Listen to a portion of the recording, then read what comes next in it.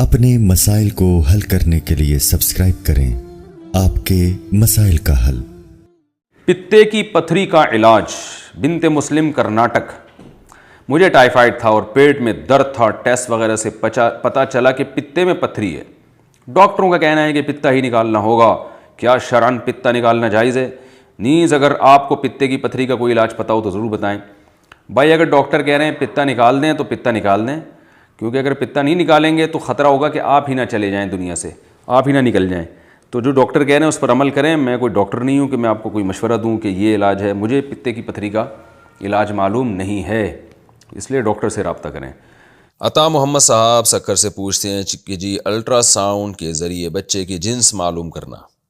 قرآن پاک میں 5 چیزوں کے متعلق آیا ہے کہ اللہ تعالیٰ کے سوا کوئی نہیں جانتا۔ اس میں ایک یہ بھی ہے کہ ماں کے پیٹ میں بچہ ہے یا بچی، اسے صرف اللہ ہی جانتا ہے، جبکہ آج کل الٹرا ساؤنڈ کے ذریعے پتہ چل جاتا ہے کہ ماں کے پیٹ میں کیا ہے۔ تو اس آیت کا مطلب کیا ہوگا؟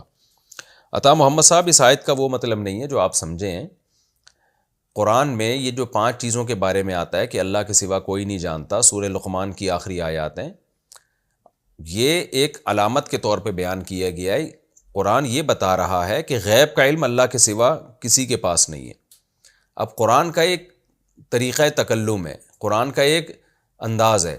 قرآن جزیات کے ضمن میں کلیات بیان کرتا ہے۔ جزیات کا مطلب یہ ہے کہ مثالوں سے مثالیں بیان کرتا ہے، اور ان مثالوں سے وہ مثال مقصد نہیں ہوتی بلکہ اس سے قانون اور ضابطہ بیان کرنا مقصد ہوتا ہے۔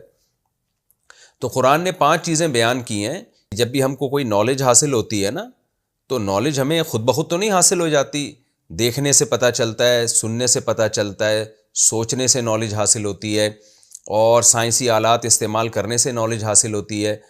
تو غیب کہتے ہیں اس علم کو جن میں آپ کے پاس وہ سورس آف نالج نہ ہو، پھر آپ کسی علم پر مطلع ہو جائیں۔ جیسے کل کیا ہوگا، اب آپ کے پاس کوئی سورس آف نالج ہی نہیں ہے، کوئی ذریعہ علم کا کوئی ذریعہ ہی نہیں ہے، تو آپ نہیں بتا سکتے کہ کل کیا ہوگا۔ لیکن اگر آپ کو محکمہ موسمیات والا آ کے بتا دیتے ہیں کہ جی بادل آ رہے ہیں اتنی کلومیٹر کی رفتار سے اور ہواؤں کو، تو اس سے پتہ چلتا ہے کہ کل بارش ہوگی، تو انہوں نے تو آلات کے ذریعے بتا دیا نا، تو یہ غیب رہا نہیں ہے۔ تو قرآن نے یہ بتایا ہے کہ غیب کا علم اللہ کے سوا کسی کو نہیں ہے۔ تو اس زمانے میں یہ 5 چیزیں ایسی تھیں جو غیب سمجھی جاتی تھیں، کیونکہ کوئی آلات دریافت نہیں ہوئے تھے ماں کے پیٹ میں جھانک کے دیکھا جائے کیا ہے، اور بارش کا پتہ ہی نہیں چل سکتا تھا، زندگی کا پتہ ہی نہیں چل سکتا تھا کہ کل مرنا ہے کہ پرسوں مرنا ہے۔ لیکن ایک آدمی کو پھانسی سنا دی گئی ہے اور اس کو بتا دیا گیا ہے کہ کل آپ کی ڈیتھ ہے، تو وہ تو بتا سکتا ہے کہ کل میں مر جاؤں گا۔ صبح پوچھا جاتا ہے کہ آخری خواہش بتاؤ، اس لیے پوچھا جاتا ہے نا کہ آج آپ نے مرنا ہے، اس کو یقین ہوتا ہے کہ آج میں نے مرنا ہے، تمام اپیلیں میری مسترد ہو گئی ہیں۔ لیکن وہ جو اس کو موت کا علم ہوا ہے وہ ذرائع سے ہوا ہے، لوگوں نے بتایا ہے، حکومت کا فیصلہ ہے، جج کا فیصلہ ہے، ان تمام چیزوں سے۔ ویسے ہی بیٹھے بیٹھے کوئی نہیں بتا سکتا کہ کل مرنا ہے کہ پرسوں مرنا ہے، ہمیں نہیں، ہم میں سے کسی کو نہیں پتا ہماری موت کا کیا وقت متعین ہے۔ تو اسباب کے بغیر علم یہ صرف اللہ کا خاصہ ہے، اللہ کو پتہ ہے، اللہ کسی سورس آف نالج کا محتاج نہیں ہے، اس کا علم کامل ہے۔ تو اللہ میاں نے یہ سمجھانے کے لیے کہ غیب کا علم اللہ کے سوا کسی کے پاس نہیں ہے، تو وہ مثالیں دی ہیں جو اس زمانے میں غیب میں تھیں۔ کل کیا ہوگا، کہاں تمہاری موت واقع ہوگی، ماں کے پیٹ میں کیا ہے۔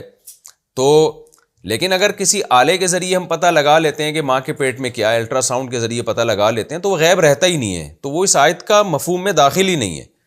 اسی طرح کل بارش ہوگی یا نہیں ہوگی، اور محکمہ موسمیات والے آسمانوں میں فضاؤں میں جھانک کے بتا دیتے ہیں، تو وہ غیب میں رہا ہی نہیں ہے۔